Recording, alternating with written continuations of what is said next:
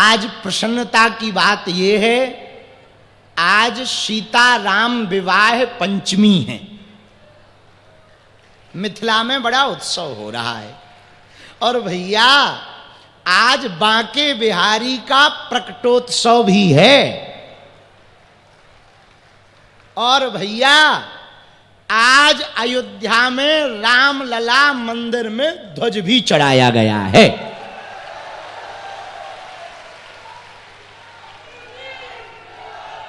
और आज शिव की नगरी शिवपुरी में कथा का दूसरा दिन भी है।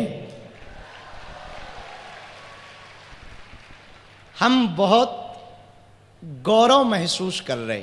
पूछो क्यों? अरे जोर से तो पूछो। हम उस वीरता की भूमि पर आए हैं।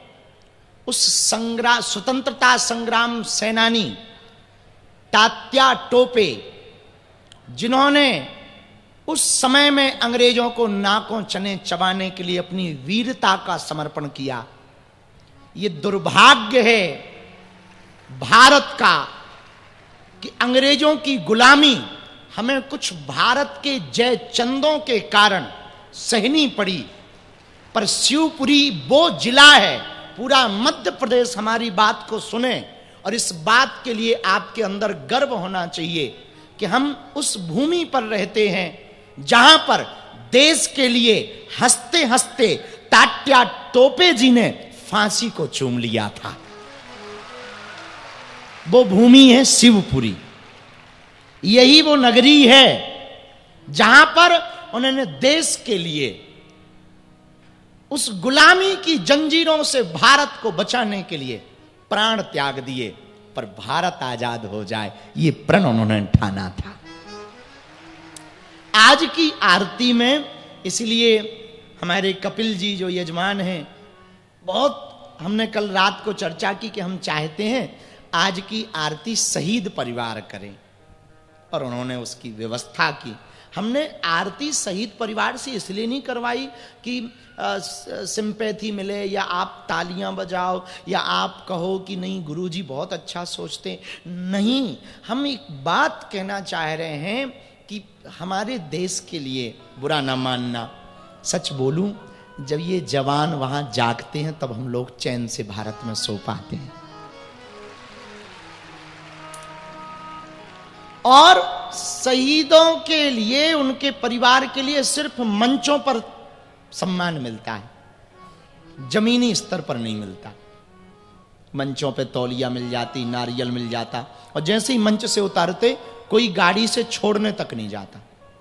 हम चाहते हैं हर गांव में जहां जहां शहीद परिवार रहते हैं, अपने हर नगर व गांव में उनको कृपा करके अव्वल रखें। क्योंकि यदि उनका बेटा यदि देश के लिए ना जाता तो ना जाने कितने माताएं अपने बेटों को खो देती। तो हम बहुत प्रसन्नचित्त हैं कि हमको शिवपुरी में आने का सौभाग्य मिला। दूसरी गौरवान्वित बात यह भी है, ऐतिहासिक सांस्कृतिक संस्कृति की धरोहर नगरी है शिवपुरी। और यहां का एक किला तो विश्व प्रसिद्ध है, नरवर का किला। प्रेम के लिए भी जाना जाता और वीरता के लिए भी जाना जाता। यहां से कितना दूर है? 50, 40 किलोमीटर। शिवपुरी मुख्य केंद्र से 40 किलोमीटर की दूरी पर नल दमयंती के प्रेम की चर्चा जो विश्व प्रसिद्ध है। दमयंती जो देवताओं को भी बुलाने में सामर्थ्यता रखती थी, देवताओं से कार्य कराने की शक्ति जिनके पास थी, ऐसी दमयंती और नल के प्रेम की प्रतीति का, वीरता की प्रतीक, शौर्य का प्रतीक यदि कहीं किला है तो वो शिवपुरी में ही है। ऐसी शिव की नगरी शिवपुरी में श्रीमद् भागवत कथा का आयोजन हो रहा। हम पूरे शिवपुरी वालों को कहेंगे 7 दिन का ये उत्सव है। आज दूसरा दिन है, 5 दिन शेष हैं। मेरे प्रिय जनों, हमें अपनी शिवपुरी में भक्ति के मार्ग को ऐसे पकड़ना है कि अभी ये संस्कृति ऐतिहासिक पर्यटन स्थल के रूप में मध्य प्रदेश में या दुनिया में या भारत में शिवपुरी को जाना जाता है। एक दिन ऐसा आए, संस्कृति, संस्कृत और ऐतिहासिक धरोहर के साथ साथ भक्ति के लिए भी शिवपुरी को जाना जाए।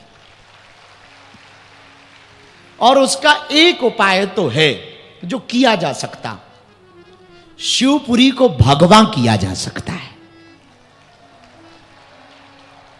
शिवपुरी के हिंदू प्रण लेकर अपने घरों पर भगवा ध्वज हर घर पर लगा दें।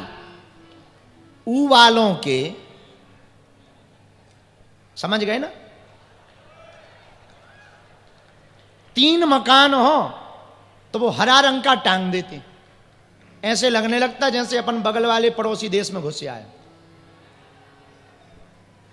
अपने भी यदि भगवा लहराने लगे ना हर घर के बाहर, ऐसा लगेगा जैसे अयोध्या आ गए हों, ऐसा लगेगा जैसे राम राज्य आ गया हो। तो ये शिवपुरी कर भी सकता, शिवपुरी के लिए कोई बड़ी बात थोड़ी है, कर सकते हैं।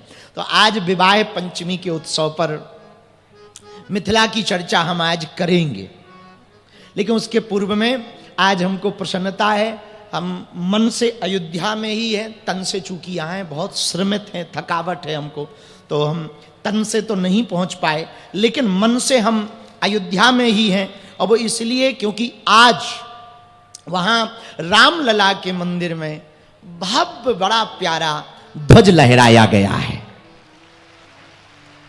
और एक बात कहें पागलों, चढ़ मुगलों की छाती पर हमने भगवा लहराया है। चढ़ मुगलों की छाती पर हमने भगवा लहराया है। कब्र से उठकर देख ले बाबर, मंदिर वहीं बनाया है। कब्र से उठकर देख ले बाबर, मंदिर वहीं बनाया है। और बाबर, ये देश रघुवर का है, अभी तो वहीं बना है। कृष्ण लला हम आएंगे, माखन मिश्री खाएंगे। और जिनको दिक्कत हो बेटा जल्दी खिसक लेना। हाँ, ये तो पक्का है। अभी रामलला के यहां पर आज देश के यशस्वी माननीय प्रधानमंत्री जी ने भगवा ध्वज लहराया, सब अयोध्यावासी वहां गए। हम संपूर्ण जनों को, पूरे विश्व को, रामलला के प्रति निष्ठा रखने वाले प्रियजनों को, रामलला के प्रति श्रद्धा रखने वाले समस्त सनातनियों को आज जो भगवा ध्वज वहां लहराया, जहां कभी हरा ध्वज लहराने की योजना चल रही थी, वहां आज भगवा लहराया। पूरे विश्व को हम शुभकामना देते हैं। तन से दूर हैं पर मन से दूर नहीं है, हम मन से वही हैं। रामलला के चरणों को प्रणाम करते हैं। आज की चर्चा हनुमान जी का नाम लेकर प्रारंभ करते हैं। पूरे पंडाल में, सामने में आज तो बहुत दिखाई पड़ रहा भक्तों का सैलाब, लास्ट तक खड़े हैं। जिन जिन पंडालों में आप सब विराजमान हैं, एक चौपाई के साथ हम आपको प्रणाम करते हैं। सिया राम मैं सब जग करम प्रणाम, जोड़ी जोग हाँ करम प्रणाम, जोड़ी जोग। पूज्य ग्वालियर वाले महाराज जी भी बैठे हैं, सब संत विराजमान हैं, आप लोग भी विराजमान हो। भैया ये कथा गंगा है। क्या है बोलो ना जरा भाई, इसको ठीक कर देना पहले जैसा। कथा क्या है? गंगा है। फिर से बोलो, कथा गंगा। गंगा 2 हैं, एक भगीरथी गंगा, एक कथा गंगा। भगीरथी गंगा जो निकली, जो वो भगवान के चरणों से निकली। लेकिन ये जो कथा गंगा है, वो वेद व्यास जी के हृदय से निकली। लेकिन जो भागीरथ जी की गंगा है वो कहां जाके मिलती है? बोलो, समुद्र में, गंगा सागर में। कहां मिलती? गंगा सागर में। भगवान के चरणों से निकली गंगा गंगा सागर में मिलती है, भगीरथी गंगा। पर कथा गंगा व्यास जी के हृदय से जो निकली है वो श्री हरि से मिलती है। दोनों में अंतर देखा जाए एक और है। इसको कथा गंगा कहा गया। भागीरथी गंगा में डुबकी लगाना पड़ता है, तब वो मन को निर्मल करती है। लेकिन कथा गंगा भी ऐसी है, इसमें भी डुबकी लगाना पड़ता है। बोले कैसे? बोले जहां कथा हो रही हो ना, वहां जाके बैठ जाना पड़ता है, यही डुबकी लगाना है। तो किसी ने कहा कि उससे होगा क्या? बोले जैसे गंगा स्नान करने से तन निर्मल, मन पवित्र हो जाता, वैसे ही कथा गंगा में स्नान करने से तन, मन, धन और जीवन तीनों निर्मल हो जाते। भगीरथी गंगा में स्नान करने से क्या होता? बोले भैया, भगीरथी गंगा में स्नान करने से संताप मिटते हैं, ताप मिटते हैं, पाप मिटते हैं। लेकिन कथा गंगा में बैठने से क्या होता? बोले भैया, भगीरथी गंगा में यदि संताप मिटते हैं तो कथा गंगा में बैठने से त्रिताप मिटते हैं।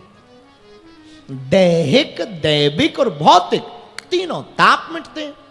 तो किसी ने कहा कि भगीरथी गंगा में स्नान करने से शांति भी मिलती है, ठंडक भी मिलती है।